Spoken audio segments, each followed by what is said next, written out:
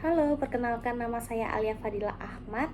Saya mahasiswa Universitas Cyber Asia, jurusan atau prodi PJJ Komunikasi. Di ujian akhir semester ini di mata kuliah Teori Komunikasi Digital, saya akan menjelaskan yang pertama yaitu teori-teori manajemen krisis, isu, citra, dan reputasi. Yang pertama, untuk teori situasional publik, itu diantaranya individu yang berbeda diasumsikan mempunyai perilaku yang lebih konsisten dan cenderung sama jika berada dalam situasi yang sama. Persepsi seseorang pada suatu situasi akan menentukan kapan, mengapa, dan bagaimana cara dia merespon situasi tersebut. Setiap individu berusaha beradaptasi dengan suatu situasi dalam cara tertentu. Publik bersifat situasional, tergantung pada situasi yang dihadapi, tergantung pada seberapa besar isu mempengaruhi kepentingannya. Karena bersifat situasional, masalah atau isu bersifat dinamis, maka publik pun bersifat dinamis. Yang kedua, ada asumsi teori atribusi. Di antaranya, individu cenderung ingin mengetahui penyebab perilaku yang mereka lihat. Lalu, individu menggunakan proses sistematik dalam menjelaskan perilaku. Sekali atribut dibuat, atribut itu mempengaruhi perasaan dan perilaku berikutnya. Individu memiliki alasan untuk membangun impresinya terhadap orang lain. Yang ketiga, ada teori apologia untuk merespon krisis. Apologia berakar dari genre retorika dan merujuk pada upaya penahanan diri atas serangan atau tuduhan telah bertindak salah. Lalu pada perkembangannya, teori apologia menjadi salah satu teori yang ditawarkan sebagai upaya dalam menghadapi situasi krisis, yaitu dalam kajian krisis communication atau krisis responsif. Halo, perkenalkan nama saya Alia Fadila Ahmad. Saya mahasiswa Universitas Cyber Asia, jurusan atau prodi PJJ Komunikasi. Di ujian akhir semester ini, di mata kuliah Teori Komunikasi Digital, saya akan menjelaskan teori-teori konstruksi diri dan realitas. Yang pertama yaitu ada teori manajemen krisis, isu, citra, dan reputasi. Di antaranya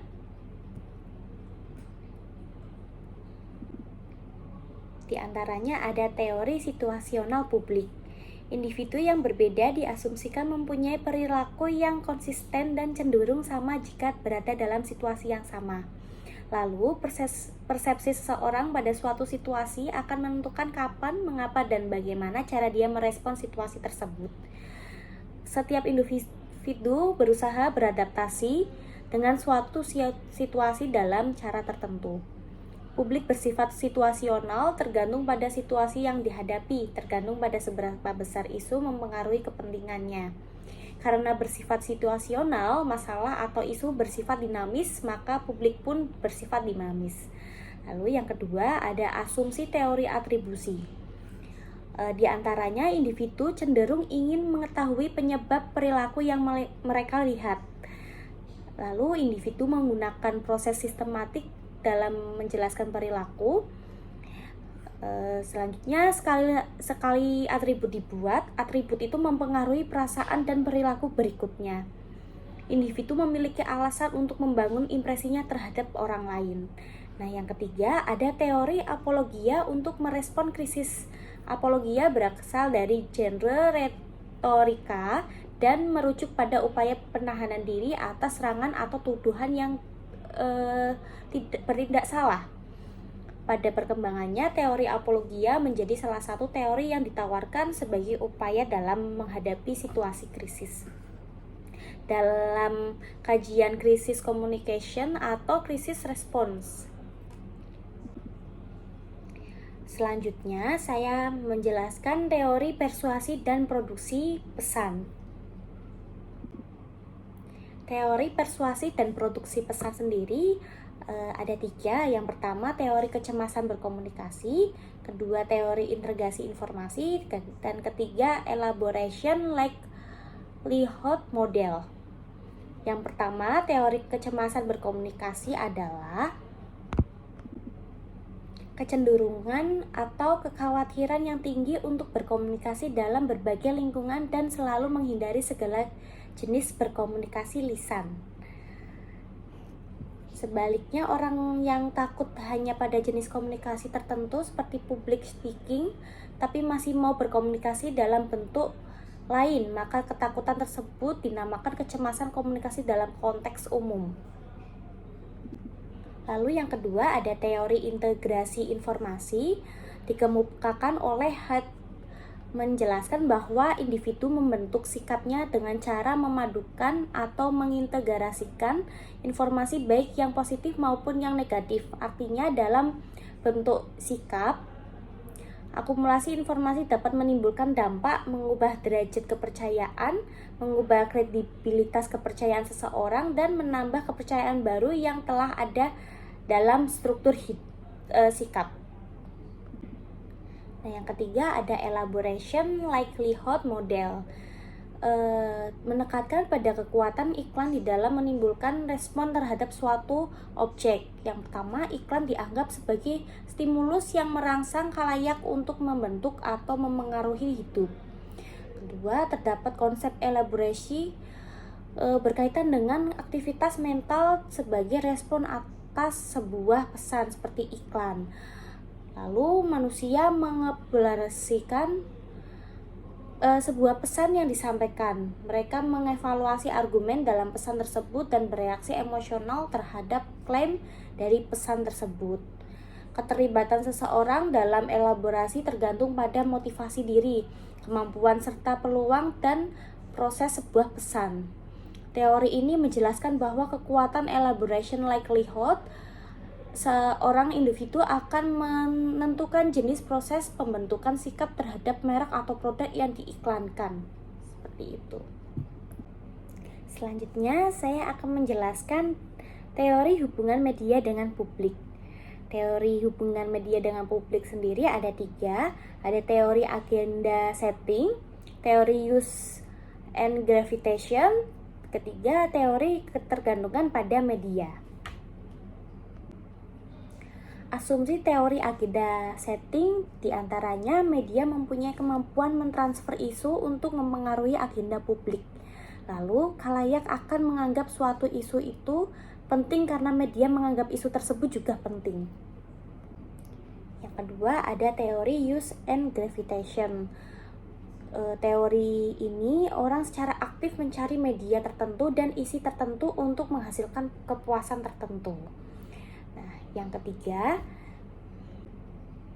ketiga ada teori ketergantungan media, dikemukakan oleh Sandra Bell, Rockach, and Devler. Dari teori ini adalah khalayak bergantung pada media informasi untuk memenuhi kebutuhan dan tujuan yang ingin dicapai, atau konsisten dengan pendekatan use and gravitation. Selanjutnya, yang keempat, saya akan menjelaskan asumsi teori media determinisme. Asumsinya adalah media komunikasi membentuk perilaku manusia karena setiap media memiliki karakteristik berbeda dan unik. Saya akan memberikan contoh kasus. Jadi 2022 lalu Yogyakarta digegerkan dengan masalah rumah singgah kucing, yang dimana pemilik akun TikTok RSK atau rumah singgah kucing ini banyak sekali mendapatkan dukungan dari warga TikTok. Warga TikTok pun banyak yang memberikan sumbangan. Akan tetapi ternyata ada saksi warga yang setempat yang melaporkan bahwa kucing yang berada di rumah singgah tersebut tidak terawat. Selanjutnya, saya akan menjawab soal teori komunikasi dalam tradisi kritis. Ada 4, ada teori atribusi dalam krisis, teori apologia dalam krisis, teori komunikasi kritis situasional, dan teori konstruksi sosial dalam kritis. Yang pertama, teori atribusi dalam krisis. Yaitu individu menarik kesimpulan tentang penyebab dari suatu perilaku yang dipengaruhi oleh atribusi dari orang lain. Contohnya, di dalam organisasi, stakeholder cenderung membuat atribusi tentang penyebab krisis, siapa yang bertanggung jawab.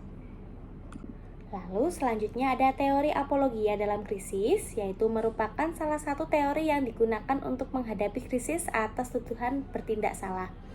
4 strategi apologia, yaitu menyangkal, bekerjasama, mendefinisikan kembali, fokus pada hal positif.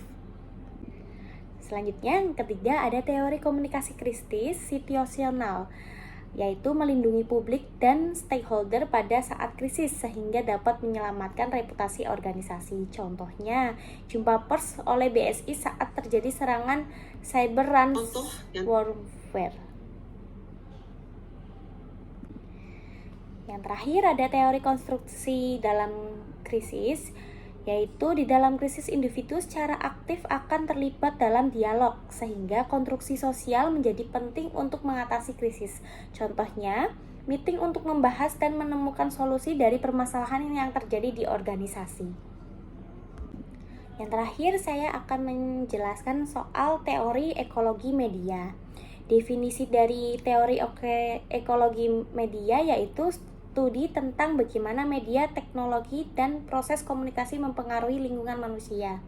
Masyarakat tidak dapat terlepas dari pengaruh teknologi. Asumsinya, media mempengaruhi setiap tindakan di dalam masyarakat. Media mempengaruhi persepsi kita, mengorganisasikan pengalaman kita, lalu media mempersatukan seluruh dunia.